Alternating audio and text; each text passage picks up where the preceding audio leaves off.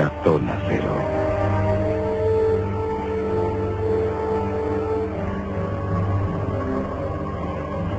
¿Qué tal, Bruno Cardeñosa? Muy buenas noches. Hola, muy buenas noches, estupendamente. Porque fue el 11 de noviembre de 1979, ¿no? 11 de noviembre de 1979, el día 11 del 11, que pareció convertirse a partir de entonces en algo así como la fiesta ufológica nacional, ¿no?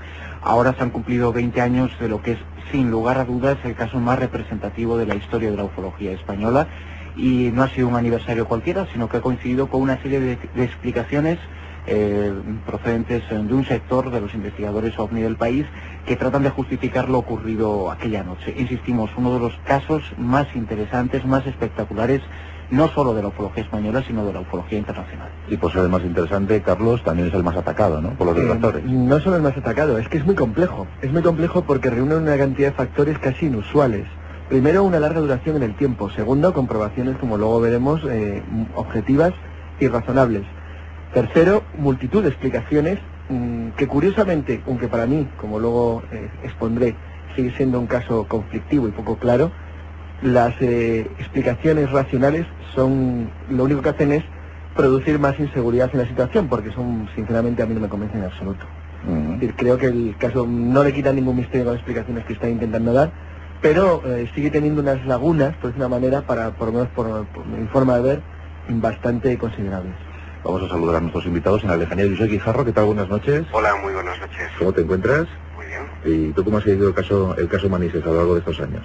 Pues de forma muy distinta. Quiero decirte, el interés por este caso nace en la década de los 80.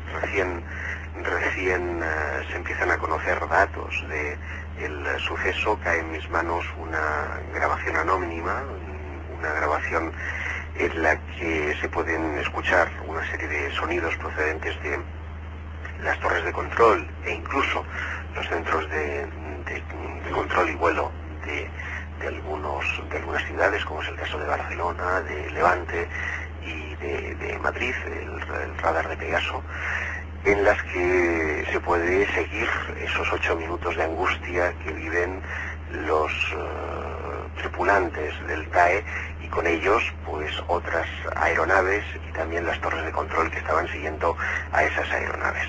Por lo tanto, una primera parte de ese suceso lo vivo con muchísima inquietud, puesto que no conozco o no relaciono esa grabación que cae en mis manos hasta algún tiempo más tarde, en el que descubro que TAE 297 son las siglas de un vuelo y que es un vuelo que se vio obligado a aterrizar de emergencia en el aeropuerto de Manises. Una segunda parte del suceso la vivo años después, al conocer a parte de sus protagonistas.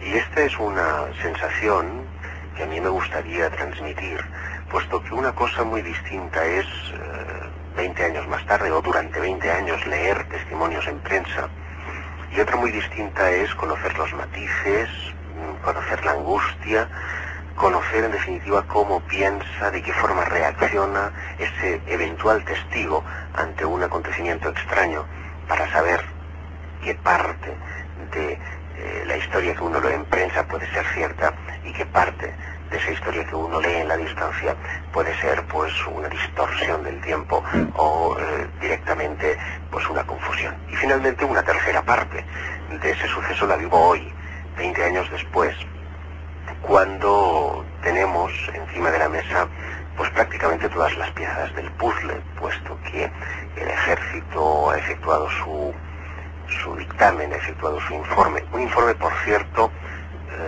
que yo creo que va a ser objeto de estudio un poquito más adelante dentro del programa, ¿no? Cuando tenemos, por fin, la opinión de los escépticos de su puño y letra. Y digo de su puño y letra porque hace algunos años, en concreto 2, mientras yo estaba trabajando para la revista Más Allá de la Ciencia, tuve la oportunidad de filtrar al público las primeras ideas y los primeros compases de lo que decían los escépticos. Y en aquel entonces, hace 2 años, decían que Lerdo de Tejada, el piloto del avión, había confundido las chimeneas de Argel con ese ovni que le obligó a aterrizar. Caramba, pero te lo de Venus, ¿vale? Sí. Bueno, esa sensación se ha ido acercando en el tiempo. Ahora ya no es Argel, ahora ya están en escombreras las chimeneas, por lo tanto tienen unos pies que andan... Son unas chimeneas itinerantes, sí. Exacto. Pues sí, vamos a hablar de anomalías dentro de un ratito. Saludamos a Javier Sierra, director de la revista Más allá de la Agenda. ¿Qué tal, Javier? Buenas noches, bienvenido. Hola, buenas noches. Pues fíjate qué caso, aquí como se dice en el argot, amplio despliegue de medios. Tenemos aviones comerciales, tenemos aviones militares, tenemos radaristas, tenemos pasajeros, pilotos comerciales, pilotos militares. Tenemos de todo, pero es un caso espectacular, ¿no? El de Manizales. Caso espectacular en el que los más frustrados fueron los 109 pasajeros de aquel vuelo. Eran turistas austriacos. Hay una anécdota muy divertida cuando el TAE 297 toma tierra en el aeropuerto de Valencia. El comandante Javier Lerdo de Tejada intenta explicarles, evidentemente, las razones por las cuales se han desviado de su ruta. El avión procedía desde el aeropuerto de Son Sant Joan, en Mallorca, hasta el de Santa Cruz de Tenerife. Y en un determinado momento, claro, se desvían de su ruta, toman tierra en Valencia en estado extraño, en estado de emergencia, y el piloto les explica a los 109 pasajeros que dos luces rojas, que no parpadeaban, fijas, muy brillantes, iban en rumbo de colisión, digamos, hacia el avión que este hombre dirigía. Claro, ninguno de los 109 pasajeros pudo ver nada, porque ellos tienen un campo de visibilidad, los pasajeros muy limitado, es decir, es el de los laterales del avión, y por lo tanto no sabían lo que estaba sucediendo enfrente de este objeto. Y bueno, tratar de explicarles a 109 iracundos turistas germánicos que ya acumulaban 4 horas de retraso. Exacto, que ya acumulaban 4 horas de retraso en aquel entonces, es decir, los problemas con la aviación civil española vienen de antaño, pues fue una de esas cosas difíciles de la época. Después, igualmente difícil fue lo que ocurrió cuando, y esto también seguramente saldrá a lo largo del programa de esta noche, cuando este asunto llega incluso al Congreso de los Diputados. En aquel entonces el diputado socialista Enrique Mújica interpela al gobierno del presidente Suárez. Fue la primera vez que llegó una pregunta de estas características al Congreso, ¿no? Exactamente, la primera vez en la época contemporánea en la que se habla de este asunto en un foro político de esa naturaleza, y la primera vez también en la historia de la democracia española que el gobierno hace caso omiso a una pregunta de un parlamentario y no se responde a lo que se preguntaba. Es decir, Mújica planteaba 3 preguntas muy escuetas que lo que trataban era de aclarar qué clase de objeto no identificado había obligado a un avión de pasajeros a tomar tierra y qué clase de objeto u objetos habían obligado a un avión de combate, un Mirage F-1 de las Fuerzas Aéreas Españolas, a perseguir a ese objeto y cuáles habían sido las consecuencias o las conclusiones de esa persecución de casi 90 minutos sobre territorio nacional. Pues bien, el gobierno no contestó, pese a que el gobierno sí pidió una respuesta a estos interrogantes a defensa, y la respuesta a esas preguntas existe, está en el expediente desclasificado, no dice absolutamente nada, desde luego no habla de chimeneas, de escombreras, como decía hace un momento Josep, ni explica que fue otra de las hipótesis que se llegó a barajar, que aquello pudiera haber sido quizá las luces de posición de algún avión de la Sexta Flota de los Estados Unidos haciendo maniobras cerca de Valencia, cosa que la propia Sexta Flota se encargó de desmentir, y la respuesta de la Sexta Flota está también desclasificada en el informe oficial. Tú has hablado con muchísimos protagonistas de aquella historia, ¿no? Sí, además también me pasa un poco lo que a Josep, ¿no? En el transcurso de varios años. Al primero de ellos lo localicé en el año 91 en Mallorca. Precisamente fue el copiloto de aquel vuelo, que era José Ramón Zuazu. A José Ramón Zuazu, bueno, le localicé en Mallorca, nos entrevistamos, lo recuerdo perfectamente, en una cafetería cerca de mi hotel, en Palma, y estuvimos charlando durante mucho rato, e incluso yo le facilité una copia de la grabación que esta noche escucharemos, que forma parte de la caja negra del avión de aquella noche. Él no había escuchado aquella cinta. Y Zuazu me sorprendió porque le quitó bastante hierro al asunto. Dice, hombre, yo creo que aquellas luces estaban muy lejos, quizá la decisión de tomar tierra en Valencia fue un poco precipitada. Un tiempo después logré localizar al otro piloto importante de esta historia. El principal, que era Javier Lerdo de Tejada, el piloto civil, había muerto ya hace algunos años, pero el otro piloto importante, el que había estado realmente más cerca del objeto no identificado, fue precisamente el capitán Fernando Cámara, el capitán del avión del Mirage F-1 de defensa que estuvo durante 90 minutos persiguiendo aquel ovni. Capitán, después teniente coronel en la reserva, yo le localicé a las afueras de Madrid, fuimos Manuel Carballal y yo a entrevistarle a un pueblecito a las afueras de Madrid, y estuvimos también conversando con él durante mucho tiempo. Y nos interesaba especialmente su testimonio, y después resultó ser muy revelador por una cosa. Porque este hombre, que como te digo estuvo 90 minutos detrás de aquel objeto no identificado, se acordaba perfectamente de los detalles de aquella noche, como para no acordarse, porque porque ocurrieron muchas cosas durante aquella persecución. Por ejemplo, él en un par de ocasiones se dio cuenta por los sistemas de navegación del avión de combate que aquel ovni estaba enviándole haces de radar, entre comillas, que era como si estuviera apuntándole con alguno de sus sistemas de defensa, ¿no? Como si aquel ovni fuera un avión de combate enemigo que lanzara su haz de radar contra él y estuviera a punto de dispararle. Bueno, aquello le impresionó muchísimo, claro, te puedes imaginar. Estaba en el punto de mira de algo que no sabía lo que era. Sí.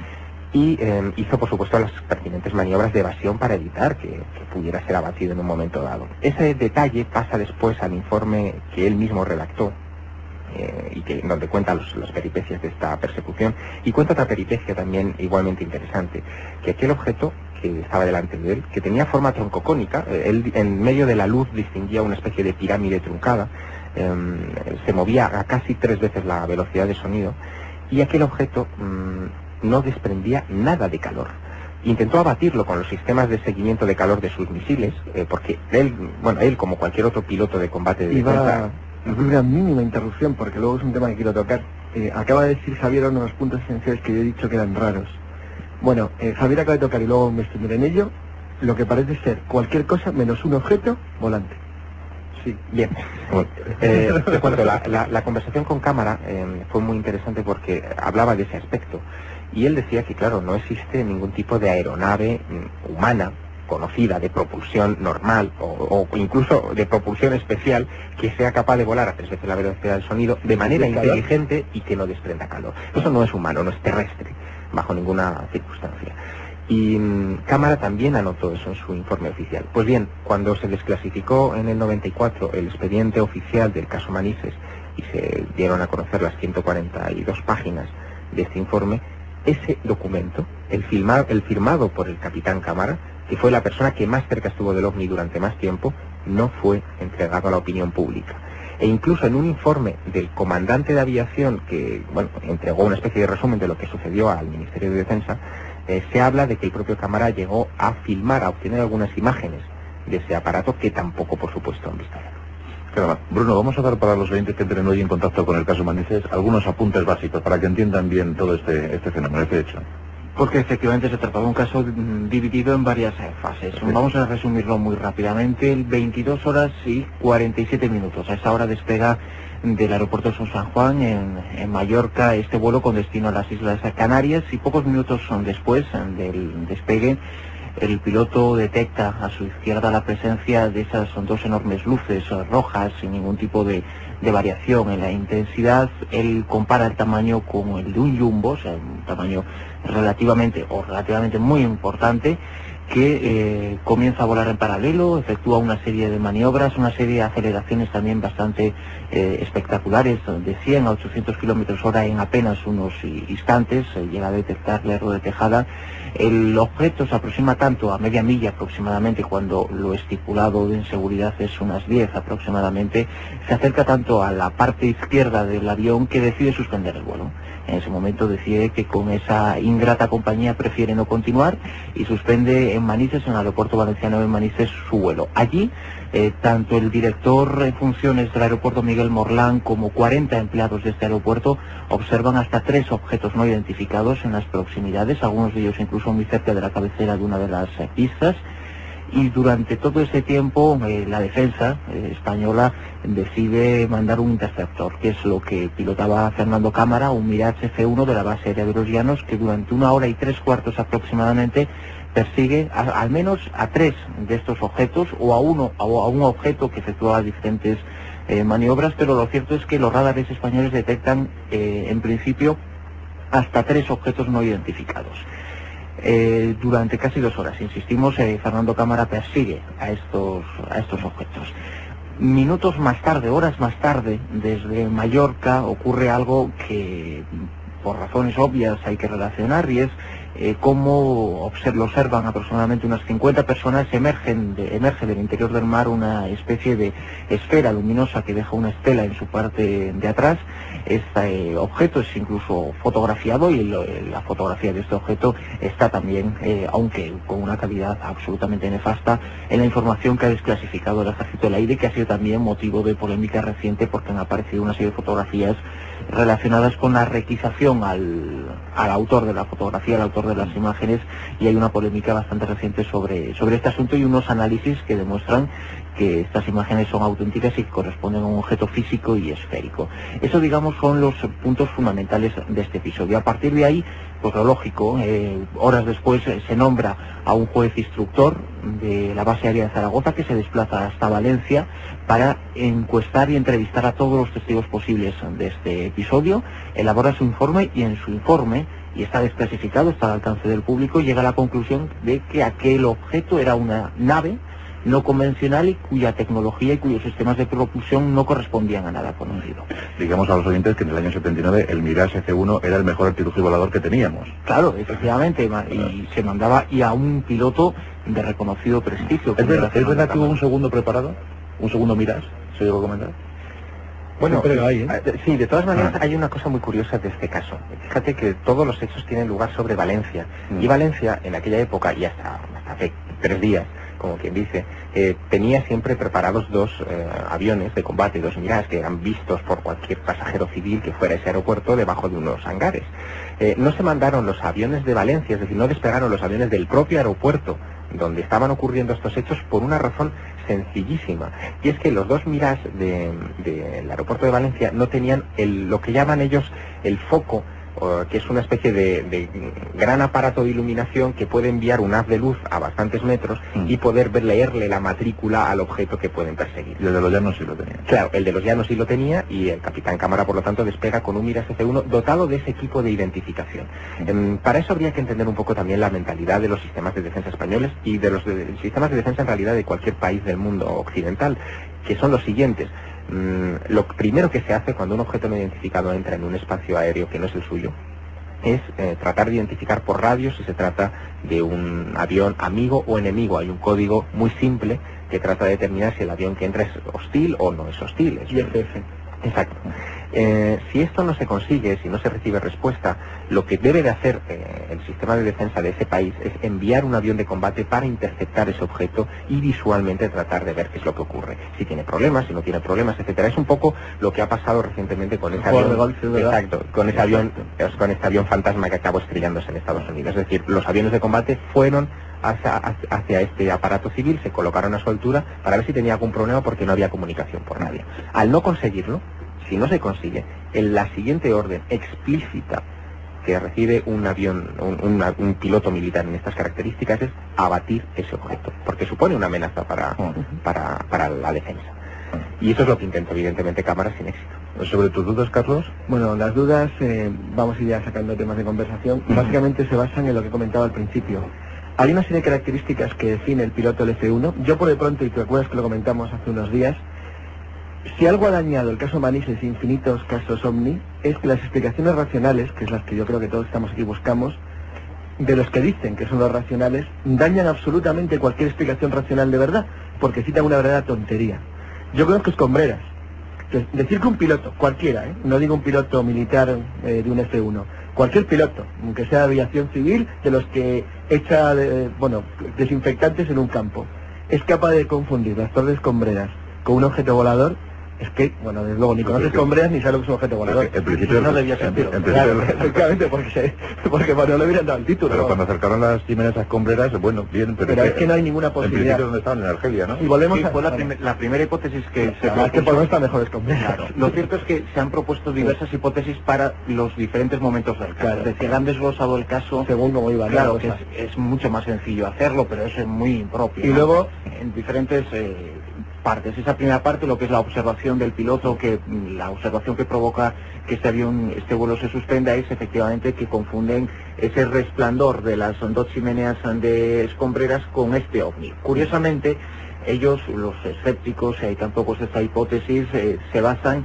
en la existencia de una inversión térmica. Sin embargo, en la ruta de navegación del avión, el parte meteorológico de ese día y a esta hora estipula que efectivamente había una inversión térmica, pero a niveles de suelo. Es imposible que se produzca ningún tipo de reflejo a 33.000 pies, que es a la altura a la que se encontraba. Lo curioso es que, bueno, yo creo que la única persona que entró bien en juego en esta historia o que de los que estamos aquí ahora delante de los micrófonos, es Josep, porque Josep ha tenido acceso a ese informe de la Fundación Anomalía, que además es muy curioso porque parece que estuviera más clasificado todavía que la información confidencial del Ejército del Aire.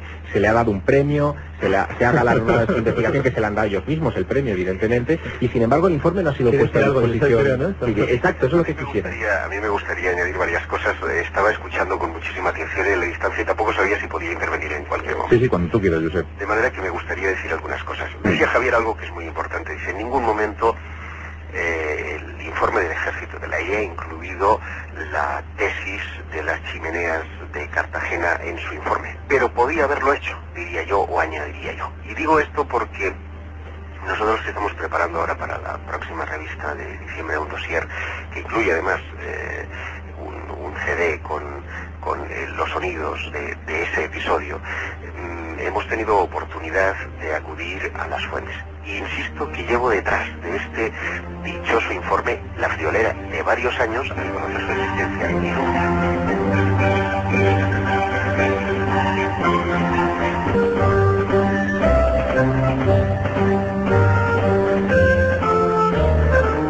En Onda Cero, La Rosa de los Vientos. Juan Antonio Cebrián. Y en este tramo final del programa donde os podemos ofrecer nuestros archivos secretos, los archivos secretos de La Rosa de los Vientos, los acontecimientos sucedidos aquí en el programa a lo largo de una ya larguísima temporada. Y aquí se han dado cita de situaciones ciertamente espectaculares. Por ejemplo, esta que os estamos ofreciendo ayer y hoy, con el punto final, sobre el espectacular caso de Manises, el punto álgido de la ufología moderna española. Ese 11 de noviembre de 1979, ese avión que tuvo que aterrizar, esos Mirage F-1 que salieron hacia la búsqueda de un ovni, de un supuesto ovni. Todos los casos se dieron cita ese día 11 de noviembre del 79 para que el caso Manises fuera considerado como el mejor de los casos ovni de nuestro país. Bueno, pues en este programa teníamos a Carlos Canales, teníamos a Bruno Cardeñosa, teníamos a Josep Guijarro y tenemos a Javier Sierra. Y se escuchaban sonidos de aquel día. Y uno de esos sonidos es el que ofrecemos hoy. Es la conversación entre el capitán y la torre de control. Será lo que encabece nuestro fragmento de hoy y así seguiremos conversando sobre el caso Manises. No lo perdéis, los archivos secretos de La Rosa de los Vientos. Conversación entre el capitán del avión y la torre de control. Era así.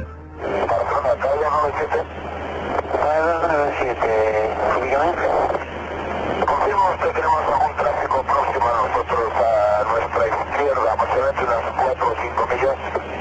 297, en negativo no hay tráfico notificado. Tenemos 3 señales de luces rojas, como a unas 3 millas a las 10 de nuestra posición. Aproximadamente a la misma altura. A las 10 de la posición, a unas 3 millas a la izquierda de su posición ahora. Afirmativo. 297, recibido, gracias. Sí, cuando pueda me informa usted sobre ese tráfico. 297 no tenemos información de ningún tráfico procediendo en esa ruta. Y usted es el único que procede Ibiza-Alicante.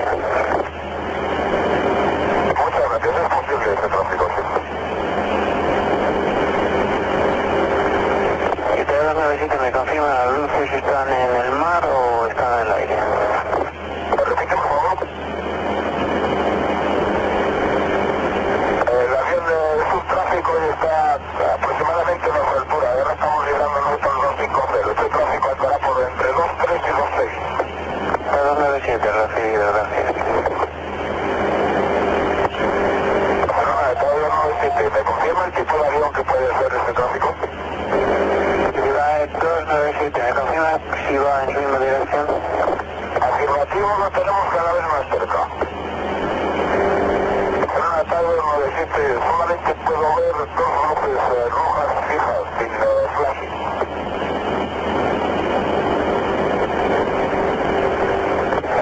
297, no tenemos ningún tráfico notificado a los alrededores. También hemos llamado a Palma para ver si fuera a nivel 240 inferior y nos ha dicho que no tenían ningún tráfico notificado. Barcelona, de 397, he incrementado el rate de ascenso a través de 280 y el tráfico este sube mucho más rápido que nosotros y se acerca cada vez más. 297, recibido. Caramba, Es impresionante, ¿eh? Bueno, la grabación sigue durante varios minutos más hasta que finalmente una tercera voz pregunta al comandante Javier Lerdo de Tejada, ¿desea que llamemos a un interceptor de la defensa? Cuando dice desea que llamemos a un interceptor de la defensa se refiere a un avión de combate, evidentemente. El comandante Javier Lerdo de Tejada dice que sí, necesita más información de este vuelo. Al fin y al cabo, estaba tomando, como decía antes Bruno, la grave decisión de desviarse de su ruta y aterrizar en un aeropuerto que no le esperaba. Y ese interceptor de la defensa es el que después protagonizaría todos estos hechos que hemos estado hablando. Fijaros que el controlador, gran profesional, le pregunta, parece una pregunta absurda, ¿está en el agua o está en el aire? Va a triangular, le va a calcular la posición por si el radar lo ha captado, o alguno de los radares de vigilancia aérea normal, de tráfico civil, puede localizar un vuelo fuera de ruta. Hombre, para saber dónde estaban las chimeneas también. No, es interesante, es decir, va a intentar buscar la posición. En la conversación que hemos oído no se detecta ninguna situación de radar. Pero sí el piloto ha citado ya el primero de los 3 casos raros del asunto en el sentido ovni tradicional. Dices, pues se mueve mucho más rápido que nosotros. Antes he dicho Bruno que así llegó a declarar aceleraciones de 100-800 km por hora de golpe, con giros imposibles. Entre eso, y que luego, como luego veremos, el piloto detecta que, bueno, precisamente no detecta emisión de calor por parte de un objeto que vuela 3 veces la velocidad del sonido, pues yo sigo en lo más raro del asunto. Es decir, esto no es un objeto ni está volando. Pero sin embargo, lo curioso del asunto es que luego sí hay una detección, hay un ecorradar. ¿Pero un ecorradar de qué? Que eso es la pregunta. Ahondar en esa cuestión de los radares. Esto, Josep, es una anomalía. Quisiera ahondar en esto de los radares porque efectivamente uno de los motivos de controversia de todo este asunto es si hubo o no hubo captación radar. Hay que decir en ese sentido que desde el inicio de la experiencia se ponen en alerta todos los sistemas de control de la defensa nacional y se establece comunicación con Pegaso. En la grabación que ofreceremos, que es la grabación íntegra, es decir, incluye además de las llamémosle comunicaciones radiales que acabáis de escuchar entre la torre de control y ese es la torre de control Barcelona y el avión TAE 297, se puede escuchar también el control Levante, que es esta voz a la que aludía ahora Javier, diciendo si se quiere poner en marcha el dispositivo de defensa, se oye el radar de Pegaso y se oyen las comunicaciones telefónicas entre las diversas torres de control. Esta es una parcela inédita que hasta ahora no habíamos querido divulgar y que es esencial, porque en un momento de esas conversaciones hay alguien cuyo nombre está censurado porque nuestra fuente se encarga de incluir un pito justo en el momento en el que se pronuncia el nombre de la persona, en el que se da a conocer que efectivamente se han detectado 5 puntos desde el radar de altura. Este radar de altura, que está ubicado en Benidorm, se trata del Escuadrón de Vigilancia Aérea número 5, detecta 5 puntos, nada menos, que a 9.000 metros de altitud, y por lo tanto se disipa así si hubo o no hubo captación radar. Es la única que se produce porque también el control de Barcelona le pide a otro avión que estaba en ruta y que está detectando el objeto, por lo tanto que también es víctima de la alucinación, un Juliet Michael, que lo capte con el radar de bordo y no es posible tampoco esa captación. Pues bien, el EVA 5 detecta esos 5 puntos, valga la redundancia, pero hay una casualidad, y es que cuando uno consulta el informe oficial y trata de ver dónde está esa captación radar, se da cuenta de que esos 5 puntos dice que son un parásito en el radar. Bueno, obró o no obró con mala intención la autoridad competente al decir que aquello era un clúter, que se llama técnicamente, no lo sé. En cualquier caso, lo que sí sé es que cuando cámara se aproxima hasta ese objeto, los interceptores de la defensa no son informados de su misión hasta que no están en el interior del avión. Es decir, a cámara se le ponen antecedentes cuando ha despegado de los llanos de Albace. Y cámara nos contaba precisamente que a él le informan que ese objeto es físico y que ese objeto está siendo vigilado por el radar de Pegaso. Me pregunto, por cierto que todo esto tampoco figura en el informe oficial, me pregunto, ¿a cámara le mienten cuando sale con el caza a buscar ese objeto? ¿Le mienten a los pilotos y a las torres de control, es decir, quién estaba diciendo la verdad, hubo o no hubo verdaderamente captación de radar. Pues de momento sigue siendo un misterio. El caso es complejísimo, está lleno de matices.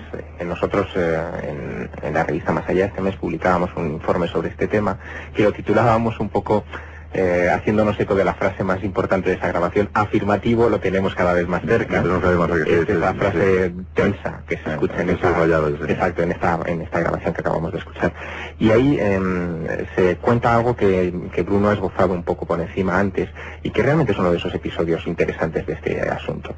Si lo que hubo aquella noche no fue realmente un ovni sobre espacio aéreo nacional, fueron muchos ovnis y durante mucho tiempo seguido, es decir, hasta bien entrada la madrugada. A las 2:30 de la madrugada, Bruno lo decía, un testigo fotografió desde Sóller, en Mallorca, un objeto no identificado que emergía del mar, justo del Mediterráneo, frente a las costas de Sóller. Esa fotografía que publicábamos este mes en la revista ha sido recientemente analizada en una universidad de Bilbao por Juan José Benítez. Y después de pasar todos los tamices, todos los filtros de esta imagen ya antigua, lo que se ha puesto de relieve es algo interesante. Aquel objeto que emergió frente a Son Sant Joan frente a Sóller a las 2:30 de la madrugada, desde luego no era el amanecer, como se trató de explicar en su momento, sino que se trataba de una esfera sólida que dejaba una estela atrás de sí y que una vez pasados por los filtros de los ordenadores debidos aparece perfectamente definida en esas imágenes. Eso pone el dedo en la llaga en algo que también estaba comentando Josep.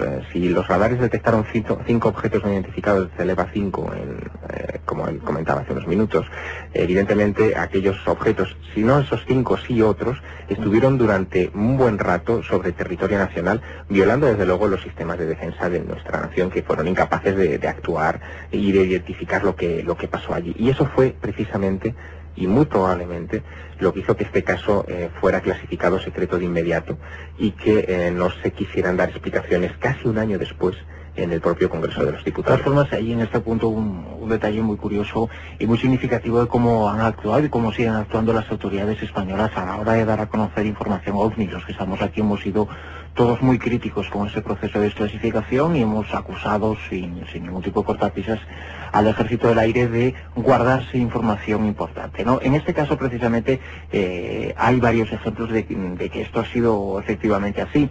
En referencia a las fotografías tomadas desde Mallorca, el testigo comentó en su momento que recibió la visita de varios militares que con determinadas palabras le exigieron o le vinieron a recomendar, entre comillas, la necesidad de que se diera al Ejército del Aire los negativos de esas imágenes para unos análisis, y efectivamente así lo hizo.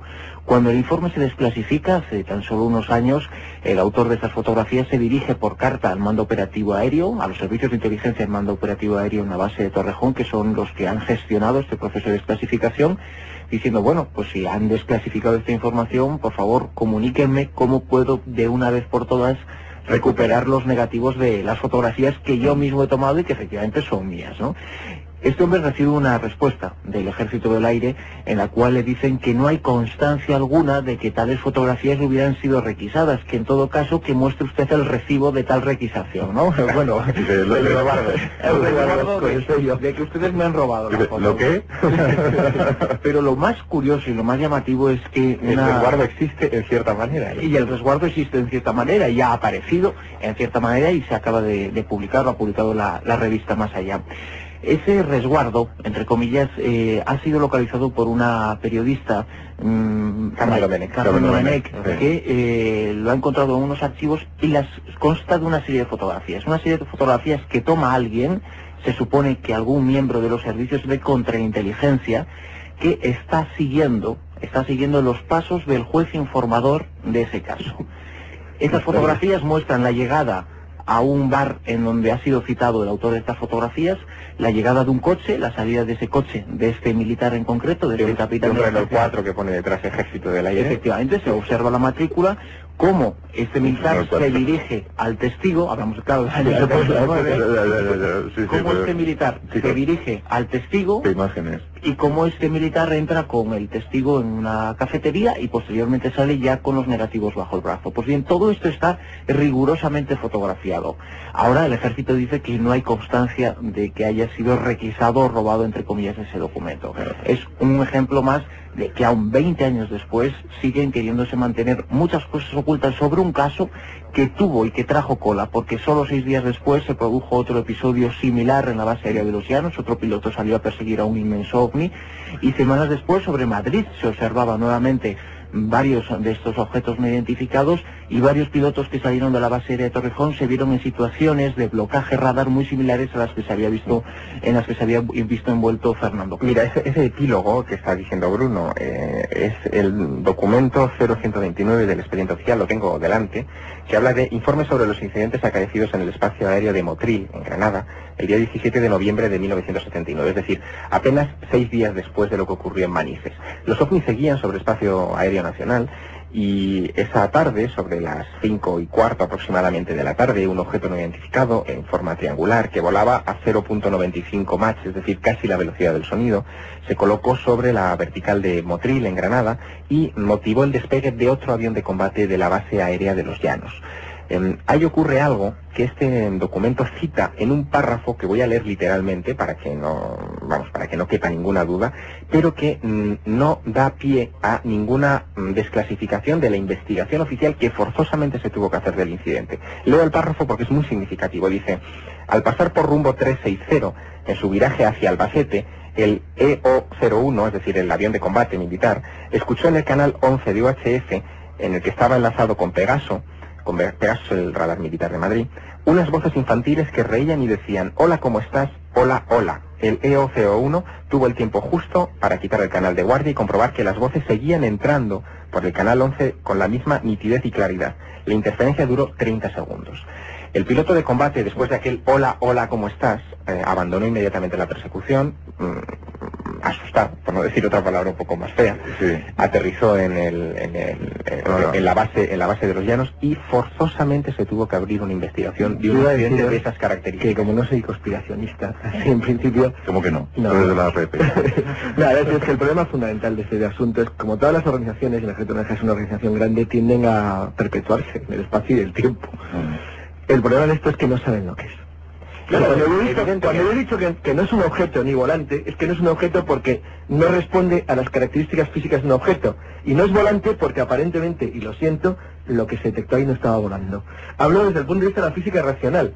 Ahora bien, que no tienen ni idea de lo que apareció allí, y que desde luego el piloto vio algo, y que presumiblemente los radar captaron un eco, eso parece bastante evidente. Hay otro parece bastante evidente. Sí, Eso es tan desconcertante que te deja hecho polvo. Y dices, bueno, ¿qué hago yo con una cosa así? Claro, ante los argumentos, lo mejor es aportar información, pruebas. Decía antes lo del epílogo de este caso del 17 de noviembre del 79. Unos días después, el 28 de noviembre, volvían a verse luces extrañas sobre Madrid, y no acabó ahí todo el asunto, porque en un anexo al expediente desclasificado, un anexo de pocos folios, lo tengo delante, son apenas 9 folios, en un anexo se informaba de otro incidente que tuvo lugar un tiempo después del caso de Manises, pero muy poco tiempo después. Leo textualmente, dice: 1979, 27 de noviembre, 23 horas. Madrid, luces en el cielo son observadas por muchas personas. EVA 2, es decir, el radar de Torrejón, detecta estos ecos desconocidos. Scramble de F4 Phantom desde Torrejón. Y dice un poquito más adelante: 1980, 25 de febrero, anochecer. Esto es importante. Sí. Desde el avión del 401 Escuadrón en vuelo Alemania-Madrid, con el presidente Suárez a bordo, observada luz extraña por los pilotos y pasajeros. Es decir, Adolfo Suárez, presidente del gobierno, observa un objeto no identificado el 25 de febrero del 80, muy poco tiempo después del caso del 79. Pues, sigue más en lo que te está diciendo. Sí. Entonces, ¿qué haces después de esto? Si no te enteras lo que te está ocurriendo encima de ti, mandas aviones de combate con el mejor sistema que tienes, el Air Force One, por utilizar la terminología americana, claro, vio también un ovni, ¿no? Pero fíjate, es que ni siquiera hay un dato de percepción meramente cuantitativo, es decir, bueno, tiene este tamaño, de tal forma, no sabes nada de nada, entonces bueno, te deja hecho polvo. Nos ha llamado un oyente, al parecer especializado en asuntos militares, y nos dice que en el año 79 estaba en pruebas un prototipo del ejército norteamericano llamado IF-12A, puede ser, que ya superaba 3 veces la velocidad del sonido. Lo aporta como dato. Pero eso no, de hecho en aquella época el MiG-25 volaba bastante por encima de 3 veces la velocidad del sonido, el MiG-25 ruso, y se acercaba mucho al F-15. Y otro día ese es el problema. Claro. Es que el problema son los giros, los movimientos, es que no corresponde a objetos volantes, corresponde a algo raro, a otra cosa, no tiene nada que ver. Y que no desprenda calor. Y que no desprenda calor, es que es una cosa rarísima. Yo voy a preguntar a Josep, porque imagino, Josep, que tanto Karma 7 como más allá, imagino que sí, durante estos años os habéis preocupado mucho por cómo le ha ido la vida a los protagonistas de esta historia, y supongo que no habrá sido fácil, ¿verdad, Josep? Pues no ha sido nada fácil localizarlos, ni que encima prestaran opinión a un asunto como el que tenemos entre manos. Pero yo quisiera regresar al asunto de las fotografías de Fornaluch, a las fotografías hechas en Sawyer. En tanto y en cuanto estoy en disposición de deciros que no son las únicas fotografías que se hicieron aquella noche. Y adivino vuestra cara de sorpresa. Pues cuenta. Aquella noche también se hicieron fotografías, y las hicieron los militares. Y creo que esa es la razón por las cuales se vinculó de inmediato el asunto de las luces de Sawyer, de Fornaluch, con el suceso del TAE. Esas otras fotografías fueron tomadas por los militares en el radar del Puigmajor. Por lo tanto, estamos hablando de que habrían muchas otras fotografías dentro de este suceso. Pero un dato más. Efectivamente, y tal como advertían los contertulios que están ahí en Madrid, son requisadas estas fotografías, y además el ejército dice no tenerlas, a pesar de que las incluye dentro del dossier desclasificado, que esto sí que es de chiste, ¿no? Pero creo saber, o creo intuir, dónde pueden encontrarse las famosas fotografías que no han sido devueltas a Clement. Y es que una de las anécdotas que existen de este suceso es precisamente el día del requisamiento. Independientemente de la fuente de donde proceden las fotografías que publica este mes más allá, hay otro asunto, y es que después de que los militares se marcharon, es decir, la película de los hechos es que aparecen allí un R4 y una furgoneta del ejército con algunos efectivos que a punta de metralleta literalmente despiertan a Joan Coll, que es el propietario del bar Memphis de Sawyer, y lo sacan de la cama pidiéndole los negativos. Imagínate esto, año 1979, todavía con Paco despierto. Esto es un sobresalto bastante importante. Joan Coll lo primero que hace es decir, no, mire usted, el de las fotos está Clement, yo estaba aquí, pasaba por aquí, no quiero saber nada de este asunto, ¿no? A ver, ¿dónde está Clement? Clement está unas manzanas lejos de ahí, porque él trabajaba en un taller mecánico, y lo mandan a buscar. Y efectivamente se presenta al rato Pep Clement, que aparece en las fotografías con un cigarrillo en la boca y una tupida mata de pelo que ahora no tiene. Acude hasta el bar Memphis con los negativos y se las entrega fuera. Por ahí se explica que se vea toda la escena en el exterior y no en el interior del bar. Se las entrega al militar que aparece en las fotografías, que por cierto está en activo y por cierto está localizable. Este hombre se queda con las fotografías y se larga, dejando tranquilamente o no tan tranquilamente, digamos que temblando, a los dos protagonistas de las fotografías y del incidente. Y cada uno se regresa a sus tareas, con una salvedad, y es que como Clement tuvo que dejar su puesto, alguien le tuvo que pagar el jornal de aquel día, y se lo pagó, y esta es una anécdota, el ejército de la SED. Bueno, al margen de esa curiosidad, pocos minutos después de que hubieran desaparecido ya los militares, hace aparición frente al taller una limusín de color negro. Esto empieza a prometer. La limusín tiene matrícula francesa, y sin bajar del vehículo se baja el cristal, vamos, muy cinematográfico, y un hombre con acento francés le pide a Clement los negativos a cambio de una sustanciosa suma de dinero. Clement le dice que gustoso se le daría, pero que se le acaban de quitar los militares y que si ustedes van detrás de ellos, pues a lo mejor pueden negociar. Total, que desaparece. Que sigan aquel Renault 4. Exacto, que sigan la Renault 4. La limusín negra desaparece y el misterio se dilucida en cierta medida cuando se desclasifica en el 94 el informe. ¿Por qué? Pues porque el GEPAN, que es un grupo de investigación civil, pero financiado por el propio gobierno francés, francés, es una experiencia en este caso muy novedosa en Europa, estaba muy interesada en este suceso en particular, e incluso envió una carta al mando, al ejército, solicitando la información precisa para sus archivos. No sería de extrañar, por tanto, que se hubiera contestado, porque no existe tal contestación, al menos en el informe oficial, que se hubiera podido contestar en términos de colaboración a nuestro vecino país y que pudiera estar o pudieran estar esas fotografías en los archivos del GEPAN. Pero en cualquier caso es una intuición o es una idea que propongo aquí encima de la mesa.